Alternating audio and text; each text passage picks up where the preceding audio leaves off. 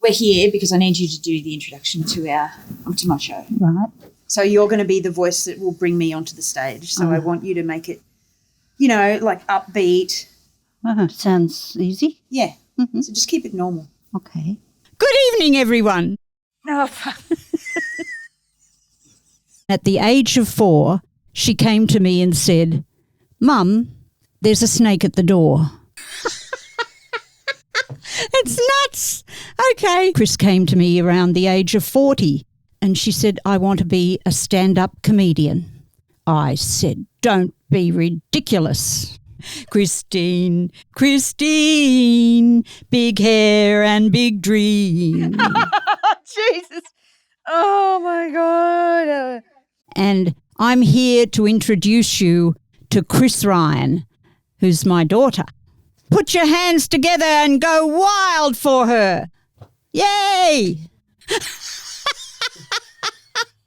Oh, well. Chris grew up in India. We carried her there in a bassinet and arrived in Madras. Why are you telling this story? Why? Yeah. I just thought, give background on, can I say anything about India? The show's not about India. I'm Wendy Ryan, Chris's mum. Put your hands together and welcome to the stage, Chris Ryan. Right. Good evening, everyone. I'm Wendy Ryan, and I'm here to introduce my beautiful daughter to the special filming of Big Hair, Big Dreams. Put your hands together and welcome to the stage the very funny and clever Christine Ryan.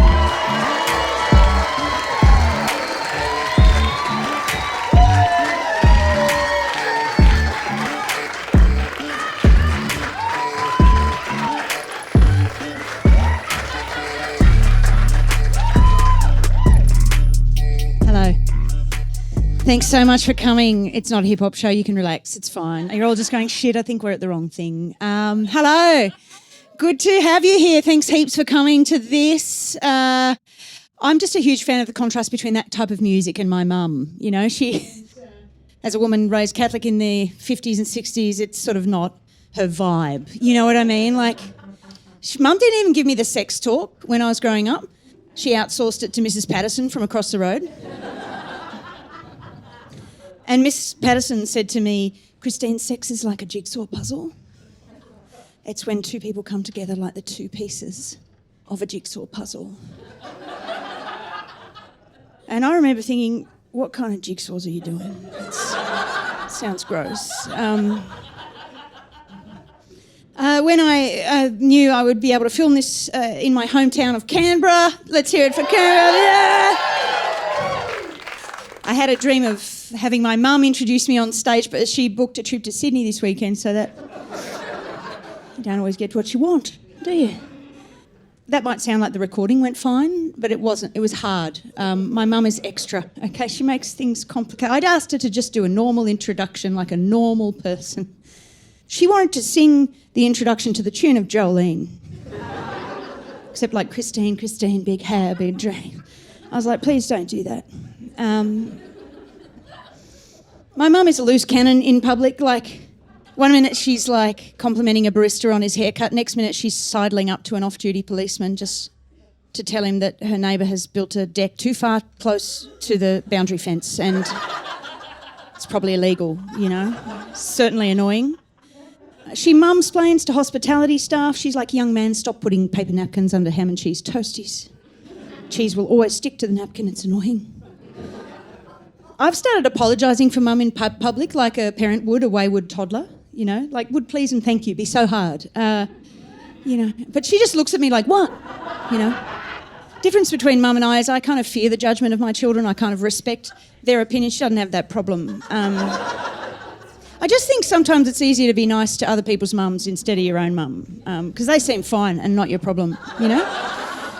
Like if you tell me you're going to lose it if your mum says sandwich one more time instead of sandwich, I'll be like, what? Your mum's adorable. There's nothing wrong with that. But every time I get a haircut, I need sedating because my mum's going to say, how long are you going to leave it like that for?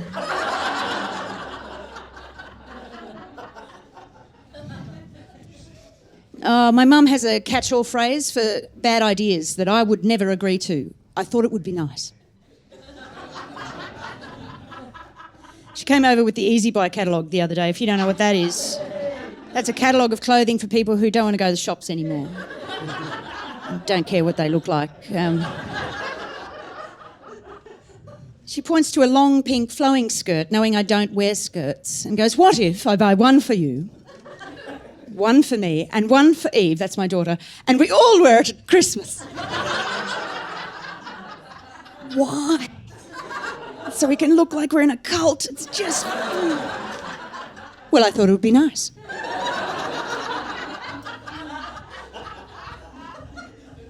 To be fair, I think mums like other people's daughters better too. Like, I know my mum likes my friend Mel heaps more than she likes me because Mel's nice to her. They have lovely conversations. She doesn't swear or bite her nails. I like Mel more too. It's not the point. And I just think they should make a TV show called Mum Swap.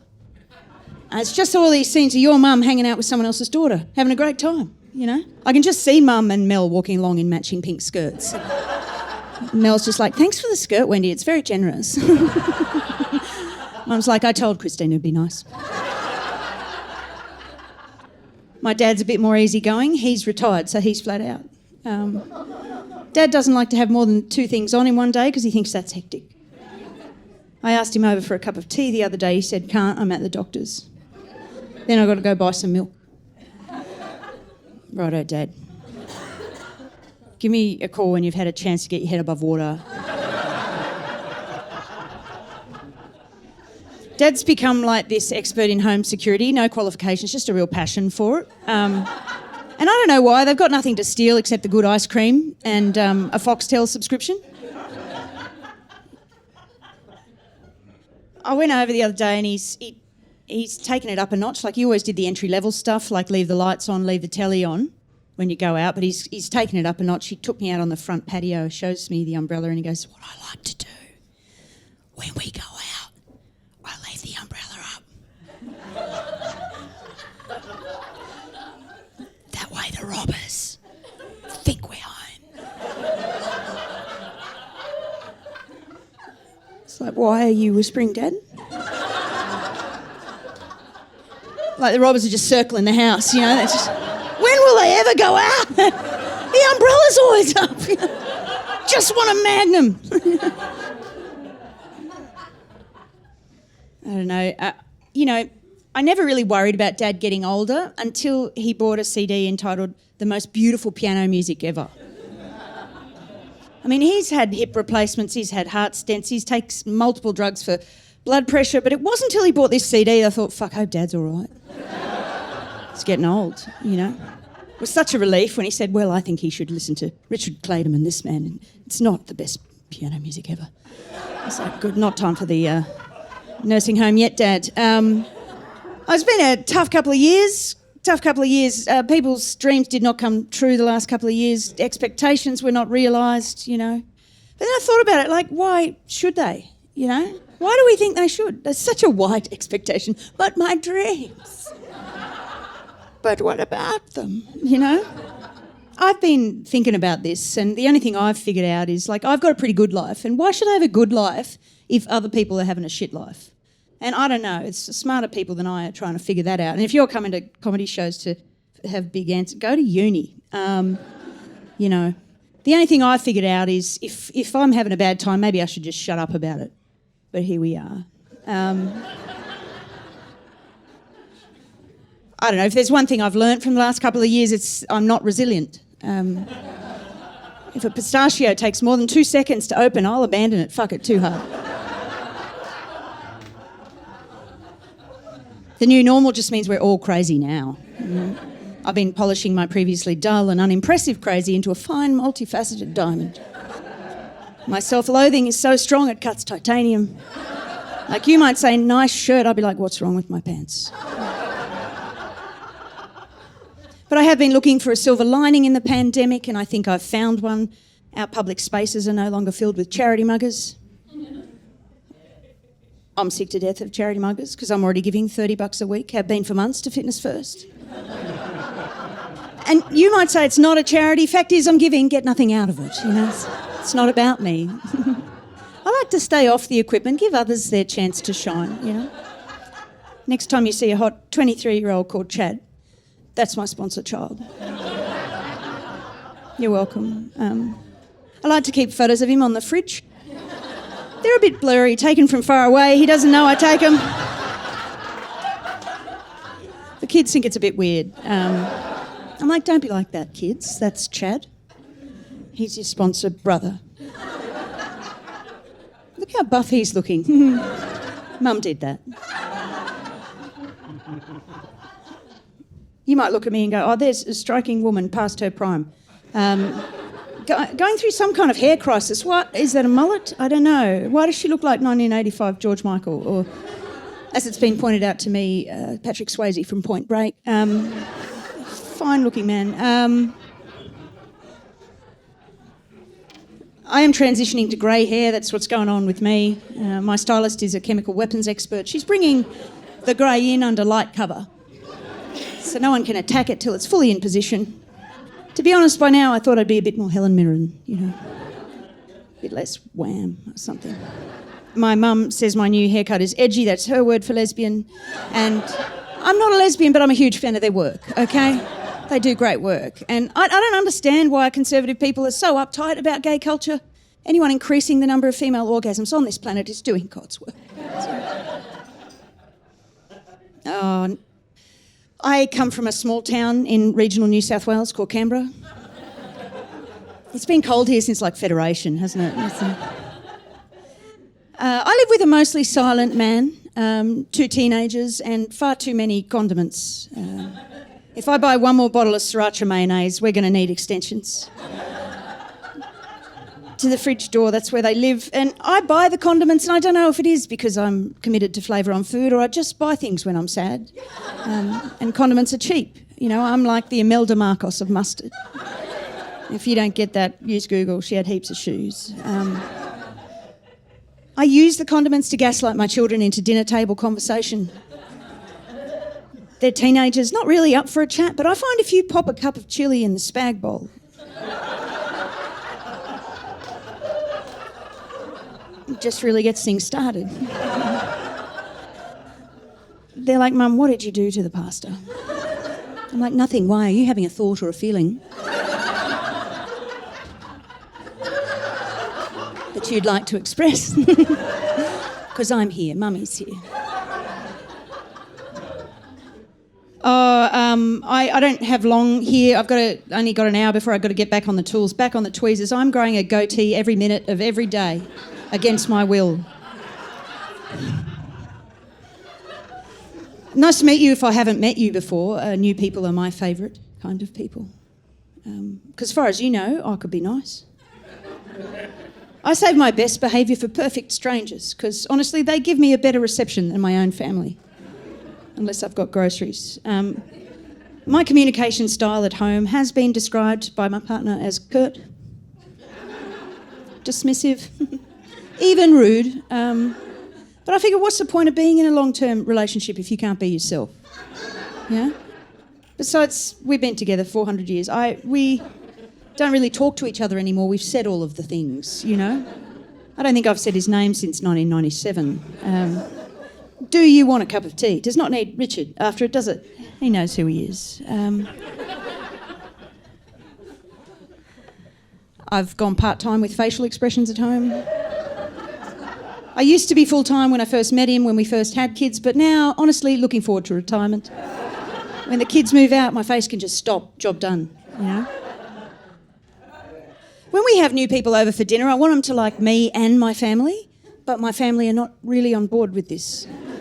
They just insist on being themselves. As if that's enough. My partner's the kind of person that's very quiet, then comes out with a random story with no segue, followed by a booming laugh. And when I feel like we're losing the crowd or like just not representing our brand of we are super great and normal, to the best of our abilities, I will act as his agent, just fielding questions addressed at him, you know, filling in the gaps in anecdotes, prompting him to simply tell better stories. I'll try and sell him to them like a pimp. Oh, yeah, shit on segways. Great around the house, though. Amazing. Great on housework. If they ask a follow-up question, I'm like, no, thank you, the conference is over. No more questions. I just don't think you can always have all members of a family happy at the same time, you know? Like if you go to someone's place for dinner and they've lined up the kids all neatly dressed and washed, smiling at you going, hello, welcome, great to see you. That is a cultural hostage situation, okay? Take one aside, check if they're safe. If they don't say anything, call the cops. It's not right, you know? I think every family has a crazy person in it. I just don't think we always agree at the same time who's being the crazy person, you know? I know my mum thinks I'm the crazy person in the family because I can hear her. And she thinks I can't hear her. Talking to my friends. She's like, Christine's partner, Richard, he's a saint. Because Christine's very up and down, just very up and down. I'm like, Mum, I can hear you. And it's not that she doesn't like me. I think she likes me. She wants other people to like me. She explains me like a surrealist painting that she's afraid they'll think is shit, you know, instead of complicated and original. She rang me up the other day and she goes, Christine, honestly, Richard's a saint putting up with you. I said, Mum, I'll have you know, he can be a giant cockhead sometimes. You just don't get to see it. He's a very private person. She said, why don't you try that?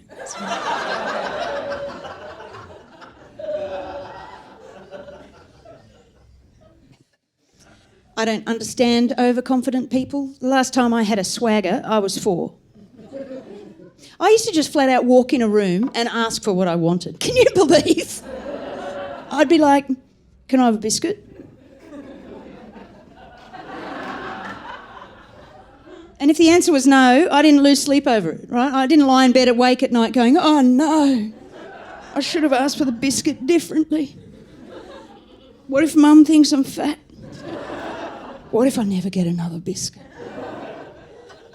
I was a more confident person when I was 4. Honestly, this is my final form, but I'm just looking to get back to the strength I had, age 4, you know? Do you know when you're 4, you can just tell the truth? No worries. No second guessing it. You just tell the truth. You can just go, George, don't come over. I don't like you anymore. And I think you smell a bit. Do you know, when I was 4, I used to refuse a nap. Oh, can you imagine the audacity of refusing the opportunity to be asleep? You know what you do when you're sad and you're 4? You have a cry. Just have a big old cry, let it out, it's over. Get over it, right? These days, if I want to express any kind of raw emotion, I have to pay my psychologist $240 an hour to heckle me into it, right? And even then I resist. She's like, stay with that feeling. I'm like, no, are you kidding? I'm sad. This is a shit feeling. I want another one. She's like, if you lose the sad, you lose the happy. I'm like, good, I'm busy. Fuck. Oh, you know, all you need for a good day out when you're 4, teddy, backpack, out the door. Best day ever. These days I can spend 3 hours preparing for an event, really look forward to it, get there and just still have a shit time. You know what I mean? Oh, jeez. I grew up in a time when kids were just thought of as little dickheads. And it was liberating, I'm going to say. Because, I wasn't expected to do anything and I took full advantage of that. I used to take my cats, multiple cats. No kid should have multiple cats. That was really on my parents. But I'd take them up to the treehouse and I sang the most beautiful rendition of the Lionel Richie classic, You're Once, Twice, 3 Times a Lady, to my main cat, just pinned her down. I sang it so well I made myself cry. It's beautiful. Not the cat, fucking hated me more after that. Cats. I used to invite my parents to movie nights in the garage and charge them entry to watch the latest shit photos we'd taken as a family on the slide projector. And that was a great night. Great night's a bit of a stretch. It was probably 3 minutes before I lost interest in that business venture and just walked out, whatever. Who cares?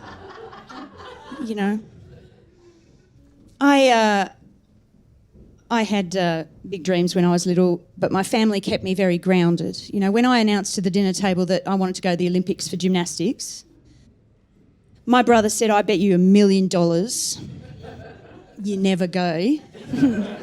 to the Olympics for gymnastics.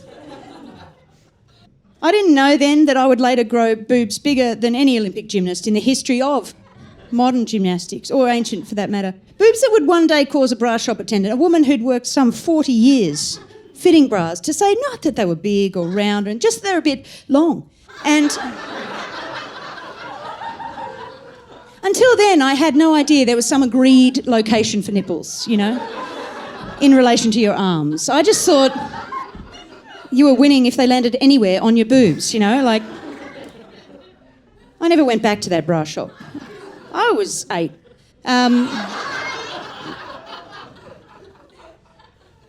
And just calm down. This is not a show about boobs. Don't worry about it. I can just hear my mum going, "Oh, why did you talk about your chest? Why can't you do musicals? They make people happy." But I mean, I guess, you know, everything's about boobs if you're not listening for certain people. But yeah. Oh dear. You know, when I knew I couldn't go to the Olympics for gymnastics, one of my next biggest dreams was to run away. I'd read one too many famous 5 books. I just wanted to get in a sailing boat with some mates and a dog and sail to an abandoned island. I mean, I still want to do that. Just want some catering and a bath. The famous 5 had no parents telling them what to do and cool snacks. I could see why they were famous. Every kid wanted that, right? So I met with my friends at recess and we planned this getaway. We would meet out the front of my place at midnight. I would bring some cordial, someone's bringing biscuits, someone's bringing a sleeping bag. We meet at midnight. Midnight comes and goes, "We're children, we're in our beds. We're not going anywhere, not big on logistics." You know what I mean? Nothing ever really transpired. It didn't matter. It was just the idea that mattered, you know. Next day at school, no one talked about it. It was just like, right, what are we doing today? Get on the seesaw, we're going to the moon, strap in, good. You know, that's all that happens. When I knew I couldn't go to the Olympics for gymnastics, my next biggest dream was to go to fame school, because that was real in my head. It was a school where kids just learned to, I don't know, sing and dance, and they'd never end up with a desk job, and it just sounded great. I thought that my Year 5 teacher had the phone number for fame school. I just had to give her a reason to call it. So I went up to her at the start of the day. I said, "Mrs. Leader, can I come see you at lunchtime?" And she went, "Yes, Christine." Lunch bell rings. I go into the girls' toilets. I put on a leotard. I put on a headband, some wristbands and leg warmers, and I walk in, and Mrs. Leader is eating a salad sandwich.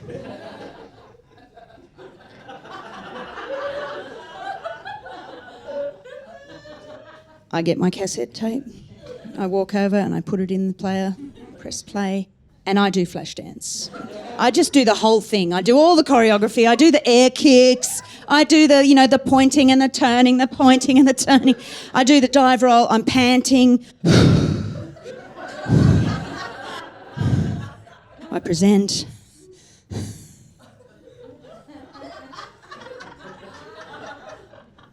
Mrs. Leader's just still holding her salad sandwich.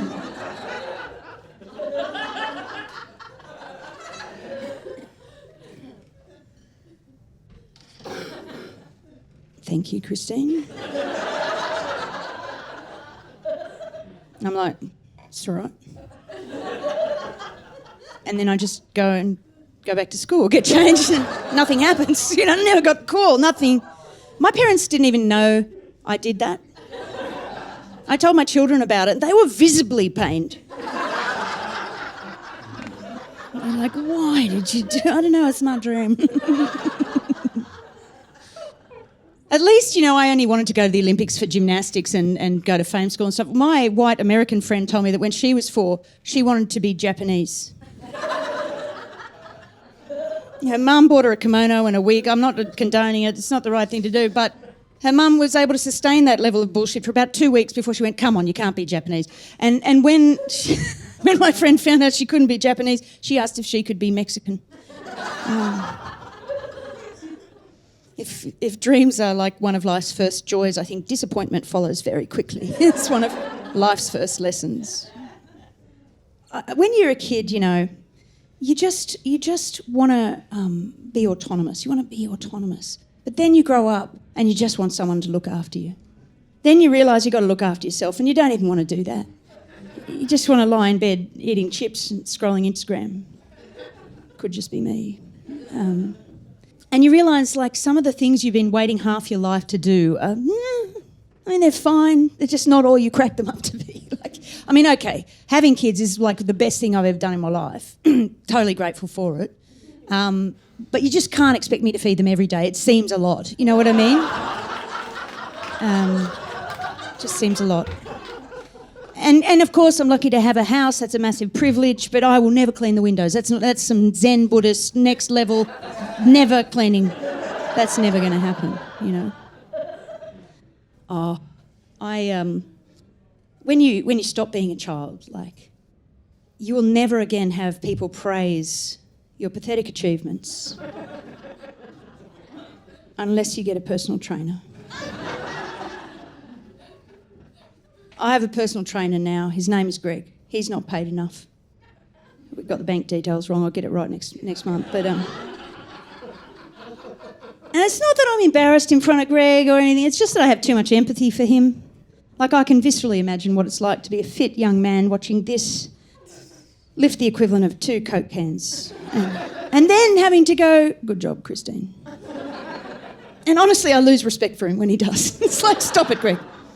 We know what's going on here. This is not... Praising losers is for family, mate. Come on.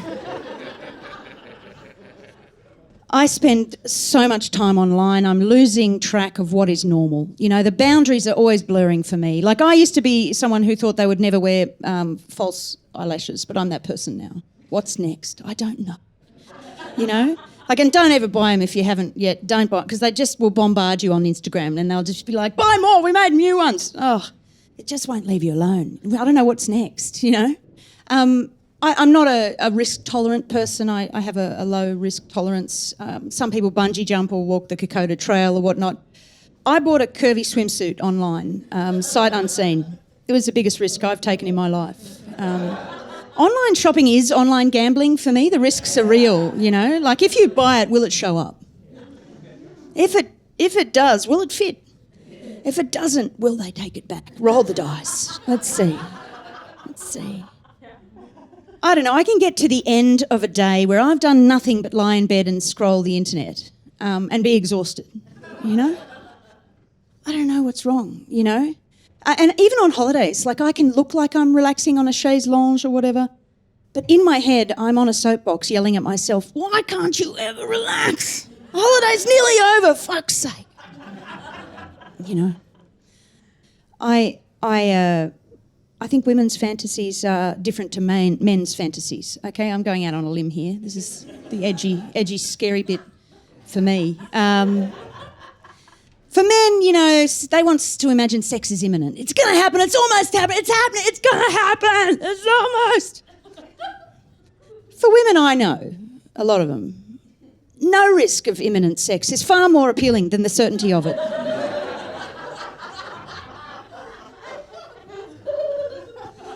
I never find my partner more sexy than when he's busy. Doing something else, preferably interstate. No, I am trying to relax. I got myself a meditation app where an American man tells me I am nothing but a speck in the universe, which initially didn't make me feel better. It's like, what? I'm less meaningful than I even thought. This is a pit. But then I thought about it. You know, I've done a lot of shit things in my life, but how bad can they be if I'm but a speck? You know? So good. So, I don't know, I've carved out 10 minutes a day for this app. I get to close the door. I listen to it. He's saying things like, breathe in, breathe out. Feel your body. I'm thinking, well, maybe I can get on board. You know, I'm paying $60 a year for this, you know, for someone to be a bit of a wanker. It may as well be me, you know what I mean? Like, I mean, he's a smart man. He's worth a couple of $1 million. He's a successful podcaster, neurologist, psychologist, whatever. But what I love is he doesn't know he's a sex worker, and I find that's the best way. I think I don't want him to find out, you know? And the most surprising thing for me is I never thought I'd pay for sex, but here we are, it's 2021. The boundary is just always blurring, you know? I I see failure not as a sign to work harder or motivation to just keep going. I see it as a direct message from God to stop what you're doing immediately, you know? I don't even believe in God, just negative self-talk. Do you know how much it takes to just have a dream and then just see it all the way to completion? Me either. It's too hard. Do you know, I feel naive saying this, but I grew up in a time when facts existed. I don't know if you remember when facts were like universally agreed truths that we could all sort of agree on. I don't know when the media you consume started denoting your politics. And it's a chicken and egg thing. It's like, I don't know. Does watching Andrew Bolt make you a prick or were you one already? I don't know. It's hard to, I don't know what came first, you know? I don't know. They say knowledge is power. No, it's not. It's annoying. Maybe it used to be power, but now we've got Google. Google's got power. The rest of us are just stressed. The world's like the worst share house. Like, even if you do the washing up, there are 7.8 billion other pricks who won't. And, you know, for all the advances in science, we never hear anything good. It's never, oh, you know what, have a thick shake and a nap. That'll do you. That's what I want to hear. It's always, oh, stop drinking, eat kale. Yuck, you know? And when I found out fast fashion is just landfill made by slaves, really took a shine off the day at the shops. You know what I mean?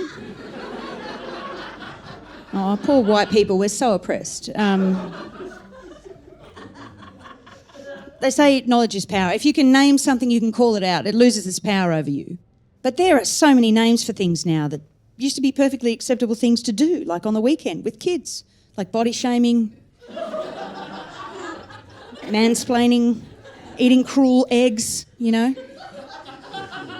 Every week a spotlight is shone on a new shit thing that I can't fix, okay? And I can't unknow it. And I can't outsource it because I don't trust anyone. That's that feeling I get when I ask the kids to empty the dishwasher. Will they, won't they, roll the dice? I don't know. Let's see. Or at work when someone doesn't do their job, it's like, what, the climate's fucked again? That's Jeff's job. Maybe knowledge is just anxiety and we're better off not knowing, you know? Like, do you remember when doing nothing was a perfectly acceptable option? Like, you could just grow up, have a couple of kids and depression. Do you remember that? Like, I'm not saying it was great. I just think we're judged on too many things now. Like, used to be good enough just to have a job. Nowadays, if you've got a job, someone will say, are you passionate about it? Does it fill your cup? Does it speak to you on a spiritual level? And God help you if you don't have ethical super. Nothing worse than unethical super. How's this? I work for myself and I had kids. I have no super. Is that fucking ethical? I feel like it. My life is a thin veneer of respectability hiding the anarchy below. Like, I don't even want to be a good person anymore or successful. I just want to appear to be with as little effort as possible. I think we owe it to Darwin to get lazier. I don't know. Just as an evolving species, that feels like the right thing to do. Like the smartest rat finds the quickest route to a feed bottle in a maze. Humans invented the lazy Susan because we were sick of passing the salt. To our own families. Everything's harder for families. I don't know. I think it's hard to be an adult these days. Like in my grandparents' day, you just had to work or look after kids. Whole time you could drink, smoke and gamble. These days you got to work, look after kids, don't drink, don't smoke, drink heaps of water, don't overeat, starve a bit but not too much. Do yoga, pay the mortgage, have an investment property, contribute to super but never retire. Go on fancy holidays, cook like a chef, give to charity, be a good neighbour, be a good listener, be a people person, be a lifelong learner. Be spiritual, set an example, leave a legacy. Read more, sleep less, sleep better.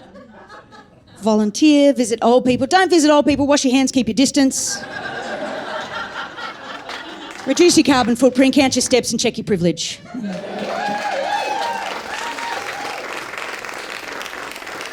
We're idiots. At the end of all that, you've got to be grateful. I'm grateful when I'm on holidays, but only if there's luxury, great views and catering, or I'm not going. But I've got mates who go, no, you've got to go camping. Camping's great. Night under the stars, cooking over an open flame. Best bit when you get home, so grateful. I only know I've had a good holiday when I get home, open the door and go, well, this place is a shithole. Hate it. Hate my life.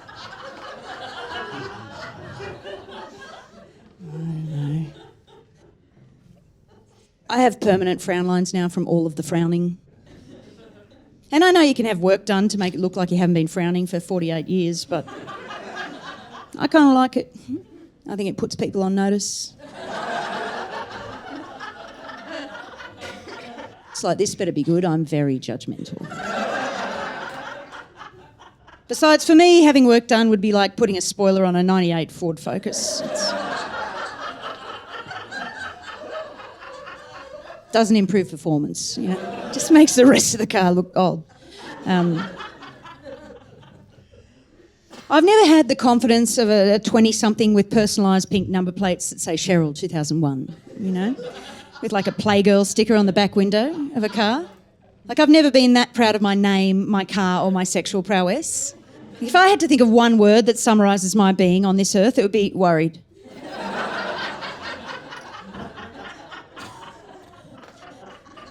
Even in my 20s, the time when I would be arguably the most attractive I'd ever be in my life, not arguable, just was, I spent it wearing men's suits and ties from Vinnie's.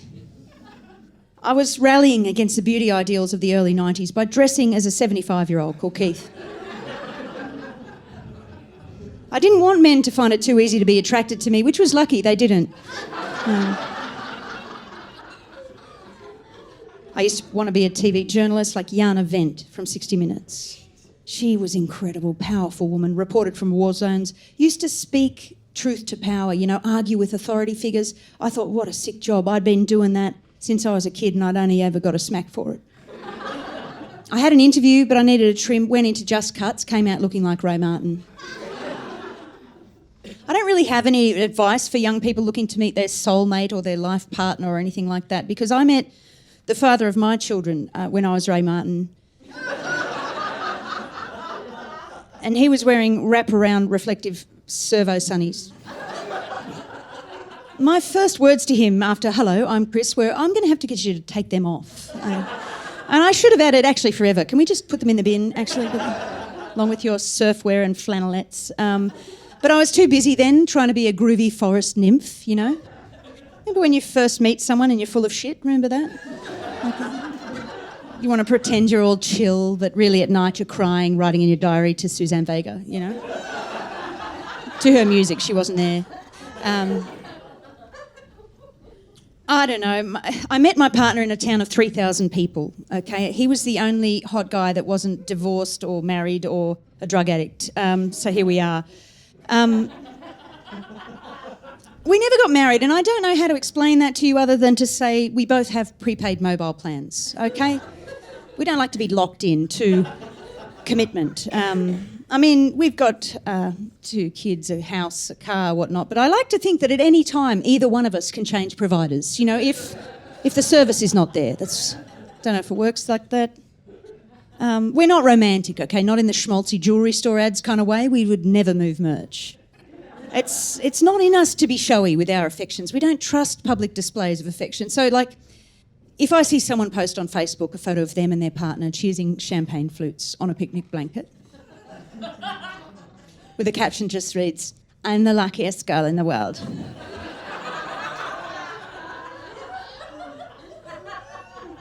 I married my best friend. I just think they must be on the rocks. And it's not that we don't love each other. We do. I just think to the untrained eye, you wouldn't see it. I think it would take someone like David Attenborough just to follow us around for a few decades and put it together in a 6-part series for the rest of you. Like, for example, the other day I told him someone said my hair looked mental. Shut up. And he didn't say anything, but the next day I was doing my hair and he just walks past and he goes, your hair's not mental. I know. So romantic. It's like he hired a plane and wrote in the sky, I love you. I choked up. Nah, I didn't. I said, that's gushy and weird, stop it. And I can just hear David Attenborough going, oh, what's happened here is the male has complimented the female. And you can tell from the smirk on her face, he'll be getting some tonight. As long as I've been with my partner, I've always thought he'd be much happier with a tall, lean, hippie chick called Astrid. I invented Astrid with my own self-loathing and imagination, so If you have the means, you can play at home. Astrid loves all of the things he loves, like surfing and gardening and reading the boring fucked bits of the paper. So when he interrupts her with some little-known fact from the financial markets, as he's wont to do, she'll stop what she's doing, take off her glasses and go, "Sorry, darling, what was that?" As if she really wants to hear the response, you know. Whenever I'm cross with him or I think he's cross with me, I think, what would Astrid do? When Astrid's cross, she goes for a 20-kilometre jog. Just in an old sports bra from high school because it still fits. Sometimes she forgets because she's light as air.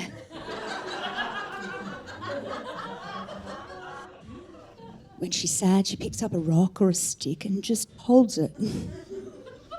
Feel her connection with the earth. I told my daughter about Astrid. She said, "Mum, Astrid sounds weird. I don't think Dad would like her." I said, "Don't talk about your stepmum like that. It's rude."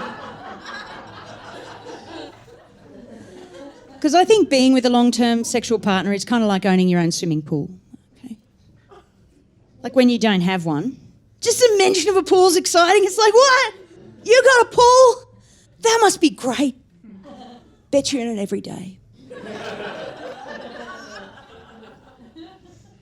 Then you get one and, oh, it's good at the start.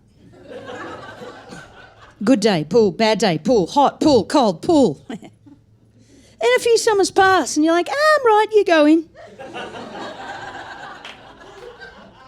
Get a few pool toys to kind of spice up the... In the end, really just about maintenance. You can have someone else maintain it. That is an additional cost.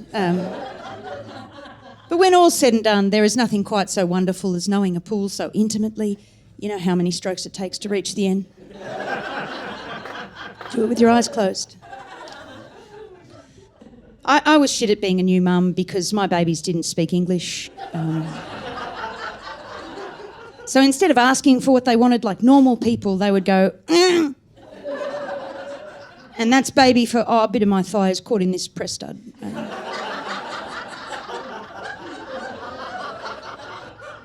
And the next second it means I need custard in the face hole stat, you know. Meaning of every sound changes every second. It's like the Enigma code, you know. And I'm not saying English is the best language. I just don't think babies should be allowed to make up whatever they like. You know?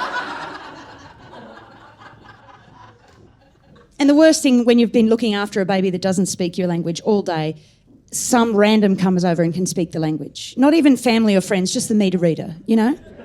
Like, kitty, kitty, kitty. And the baby's like, yeah, totally. Can you teach Mum? I was always looking, because I was so poorly qualified for being a new mum, I was always looking for other jobs that I might be equally badly qualified for, but might be more rewarding and pay better, like bomb disposal, I don't know. My partner he always loves reminding me of all the crazy things I used to look for in the papers in that period of time. He's like, do you remember when you went for that UN internship in Copenhagen that was unpaid? And we would have had to live on the streets with 2 kids. I'm like, oh, yeah, that was funny. That was nuts. I was like, oh, yeah, well, if you want to be rational and talk about paying bills, but, like, think about it from my perspective. You would have to look after the kids and I get to swan about in an office. Fantastic, you know. I can imagine the interview for that job. It's like, Ms. Ryan, why do you want this position? I'm like, are you kidding? It's a UN. I can do nothing and no one will know. Fucking sick. Besides, my kids don't speak English. It's bullshit. Oh, jeez. At various times in our lives together, I've sat on the couch next to my partner and I've just gone, we don't have any friends. And he just looks at me and I'm like, we don't have any friends. Like, no one asks us anywhere, no one has parties and invites us, no one asks us to dinner. We don't have any friends. And he's like, good.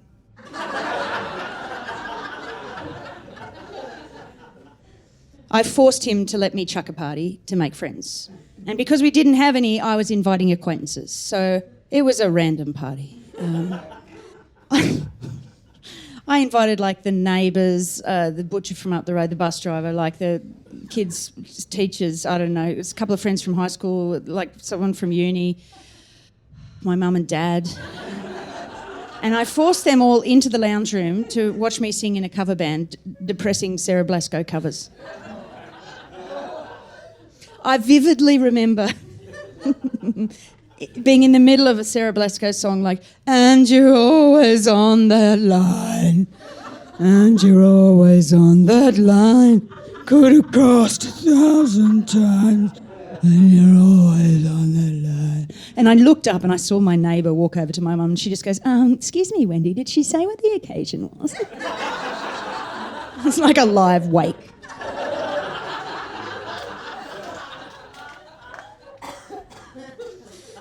Having kids and a family, like, always involved for me the idea of brunch. I don't know why. Brunch was where all the normal families were. They were having brunch. They were in all the ads on telly and in the papers and stuff. It's like, brunch, you crazy kids, brunch. No one in my family wanted to go to brunch, but I thought it'd be nice.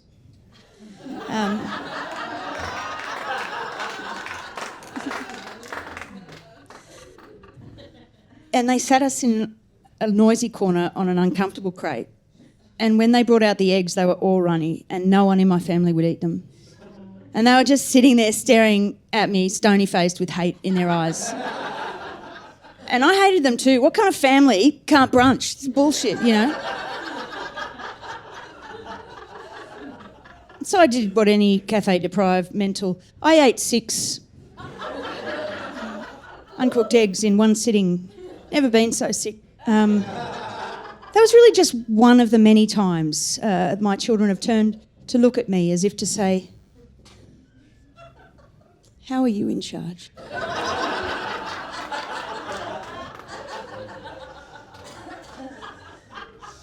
And I'm like, I don't know. I think I'm going to spew.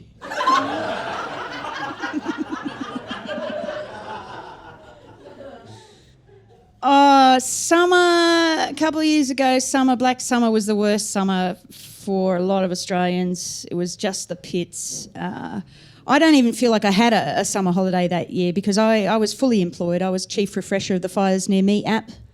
Don't know if you remember that app. I mean, no one appointed me to the position, no one asked me to do the job, but I just knew I could worry, not for me, but for Australia. Like the Rural Fire Service didn't ask me to do it. They didn't give me a uniform or invite me to the after party or whatever happens with them. But I spent 24/7 just refreshing that app, okay? Under the covers on my bed, just refreshing the app. And, you know, I was calculating trajectories of the fire. I was calling the family into briefings they did not attend. I was missing out on jobs around the house that I was meant to do. They're like, Mum, what's for dinner? I'm like, I'm at work. They're like, you're in bed. I'm like, it's a headquarters. It's a shit time.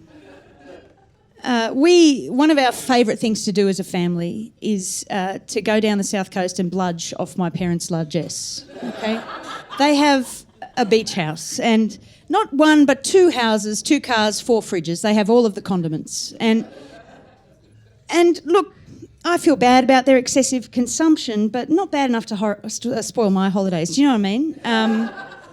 My parents' favourite thing to do in the summer holidays is to read The Australian and watch Fox News.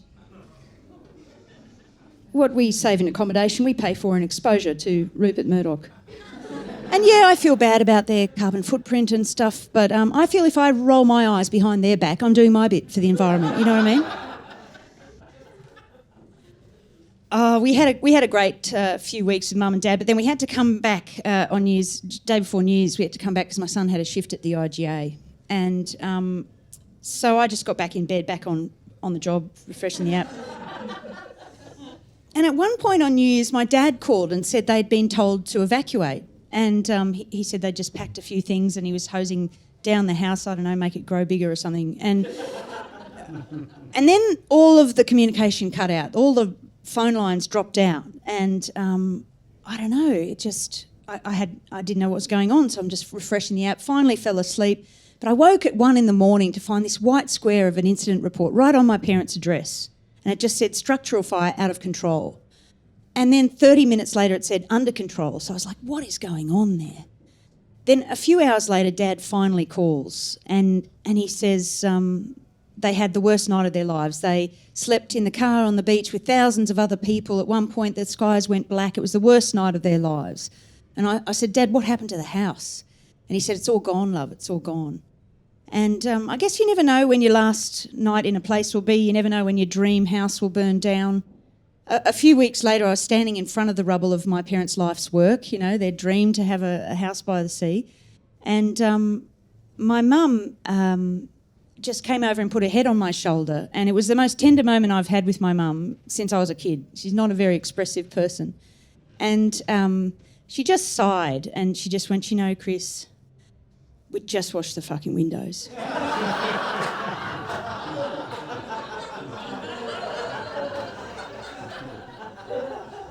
No, I thought I'd learnt all there was to learn from Mum, but there's more to go. She's a very resilient woman.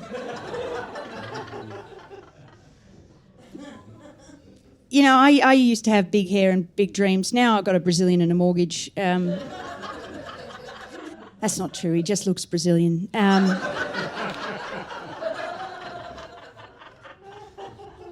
But if all my dreams came true, I wouldn't be here, you know, and I wouldn't have met you. Love meeting new people. It's the best. And if this whole show has a point, and let's be honest, it's just comedy, guys. So if you're coming to comedy shows for big answers, well, go to uni, you know.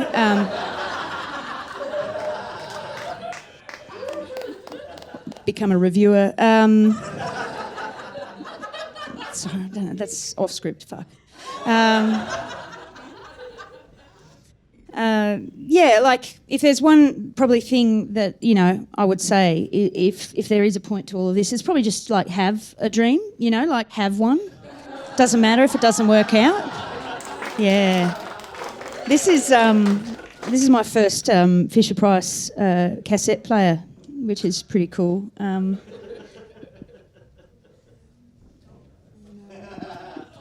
Yeah, so have a dream. Doesn't matter if it doesn't work out. You don't know where it'll lead you, eh? Thanks heaps for coming. My dream of ending this show was to have the Flashdance theme song. So.